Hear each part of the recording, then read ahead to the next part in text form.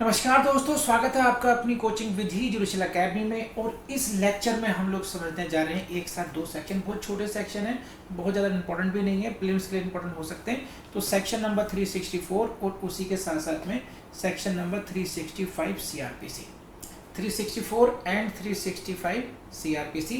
Now these sections have become 405 and 406 of the BNSS. क्या कोई change है? कोई चेंज नहीं है। 364 में एक हल्का सा चेंज है जो मैंने वीडियो में इंक्लूड कर दिया है। So let's start the class. Welcome to section 364। Judgment when to be translated. कब जजमेंट को ट्रांसलेट किया जाएगा? The original judgment shall be filed with the record of the proceedings and where the original is recorded in a language different from that of the court। यहाँ से समझ लीजिए, यहाँ इससे क्वेश्चन आएगा। बस पहली बात तो क्वेश्चन आएगा आपकी हेडिंग से। 364 से क्वेश्चन आएगा कि हेडिंग से where the original is recorded in a language different from that of the court and the accused so desires the translation thereof into the language of the court shall be added to such record। देखिए,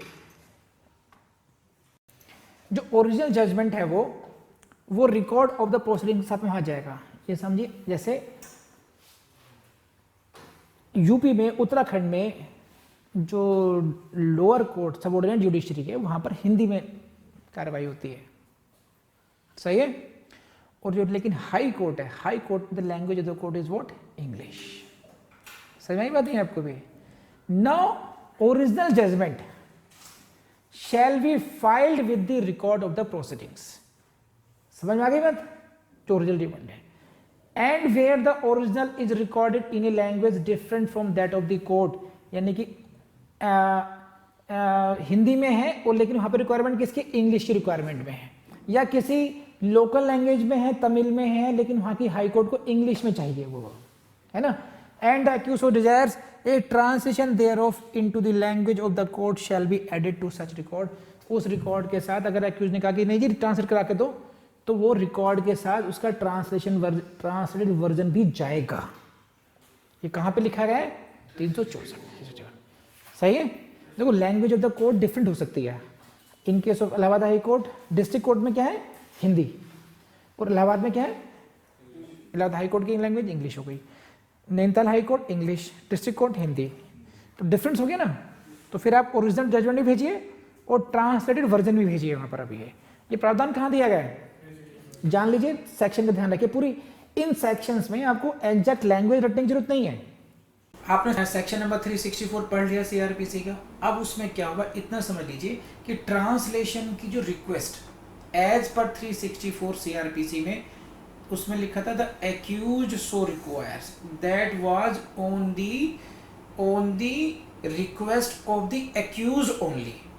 CrPC में क्या था कि translation की judgement की translation की request accused की application पे होता, एक्यूज्ड की रिक्वेस्ट पर होता। अब उसको क्या किया गया?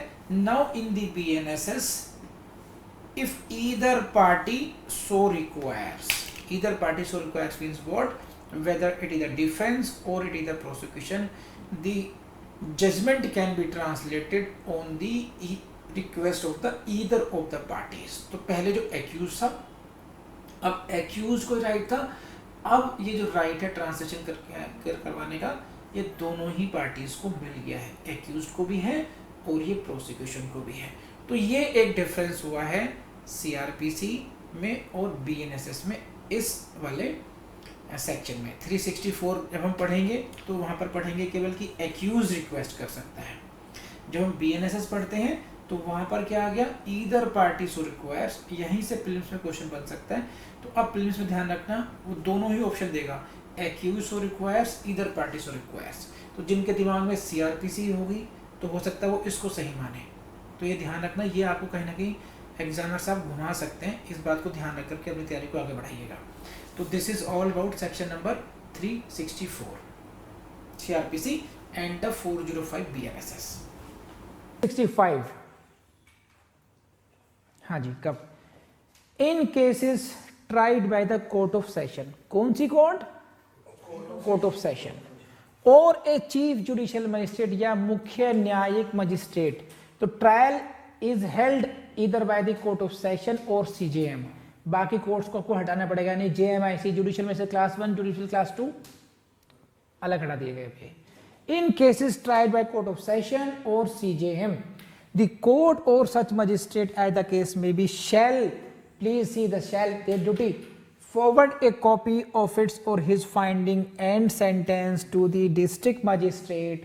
डिस्ट्रिक्ट मजिस्ट्रेट को आप लोग हाईलाइट करेंगे, तो इसके जो सजा दे रहे हैं, वो जो उनकी फाइंडिंग्स है, उसकी एक कॉपी किसको भेजेंगे? वो डिस्ट्रिक्ट मजिस्ट्रेट को भेजेंगे।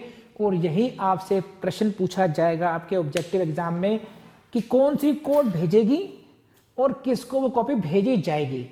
डिस्ट्रिक्ट मजिस्ट्रेट को भेजी जाएगी कॉपी। कौन सी कोर्ट भेजती हैं?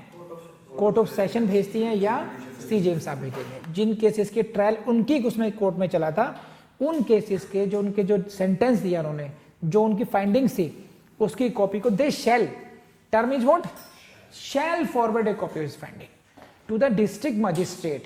तो डिस्ट्रिक्ट मजिस्ट्रेट को P फॉर प्रीलिम्स लिखिए, ठीक है। कोर्ट ऑफ सेशन को हाईलाइट कीजिए, सीजेएम साहब को हाईलाइट कीजिए, मतलब सीजेएम वर्ड को हाईलाइट कीजिए। कर लेंगे आप नहीं? ठीक है। तो this is again question of prelims, ठीक है। सो दोस्तों, कर लिया आपने क्लासेस, लेकिन क्लासेस करना ही सफिशिएंट नहीं है, ध्यान रखना। आप क्लासेस के साथ में आपको इस तरीके से पढ़ना है। बार बार बताया मैंने आपको, आपने ये बार क्या है, आपने न्यू कोर्स किया, फिर आप स्टेप बैक कीजिए, यानी कि रिवीजन कीजिए। जितना भी आपने पढ़ा है उसको रिवाइज करना है आपने, फिर आपने आगे बढ़ना है, फिर रिवाइज करना है, फिर आगे बढ़ना है। इस तरीके से आपने पढ़ना है, आपको ध्यान रखना।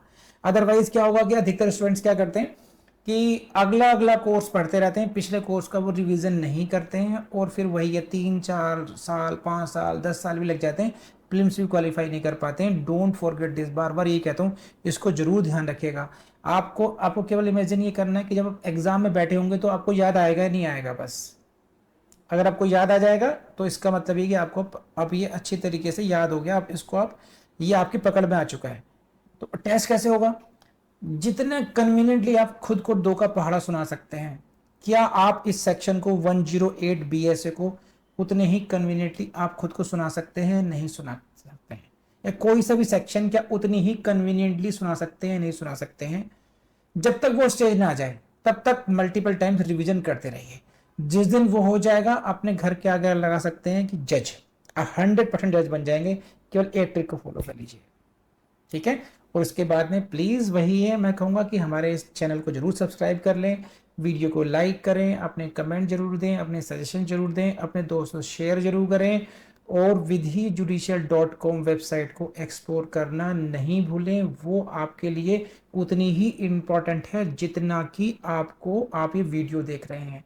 और दूसरी बात, हमारी यूट्यूब चैनल पर अदर सब्जेक्ट के वीडियोस भी अपलोड हो रहे हैं, अदर फैकल्टीज के भी वीडियोस अपलोड हो रहे हैं। हो सकता है कि एक ही सब्जेक्ट पर आपको मल्टीपल फैकल्टीज के द्वारा ही पढ़ाया मिल जाए, तो आने वाले टाइम में फिर आपको जिस फैकल्टी का कोर्स पढ़ाने का तरीका समझ में आए उसको पढ़ सकते हैं, है कि नहीं? बढ़िया, एब्सोल्युटली फ्री कोचिंग को एंजॉय कीजिए, बट इसको यूज कीजिए। Thank you very much.